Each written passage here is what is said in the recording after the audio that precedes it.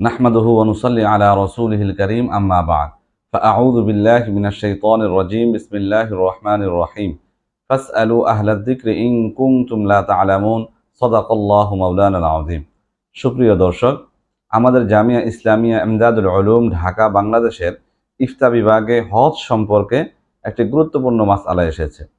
মাসআলাটি হচ্ছে, যদি কোনো ব্যক্তি এমন থাকে যার উপর হজ ফরজ হয়েছে কিন্তু সে সময় মতো হজ আদায় করেনি এবং পরবর্তীতে তার কাছে হজ আদায় করার মতো কোনো টাকাও নেই, সেই ক্ষেত্রে এই উক্ত ব্যক্তি কি করবে? উত্তর হচ্ছে, যদি কোনো ব্যক্তি এমন থাকে যার ওপর হজ ফরজ হয়েছিল কিন্তু সে সময় মতো হজ আদায় করেনি, এই যে সময় মতো সে হজ আদায় করেনি এই জন্য সে গুনাহগার হবে, 1 নম্বর। 2 নম্বর কথা হচ্ছে, সে তার মৃত্যু পর্যন্ত চেষ্টা করবে হজ আদায় করার জন্য।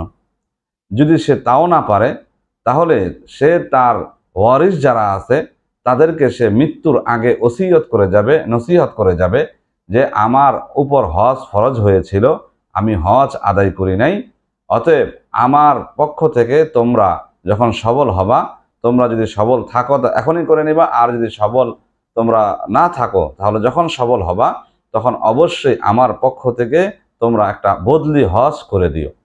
আল্লাহ তাআলা আমাদেরকে সঠিকটা বোঝার তৌফিক দান করে।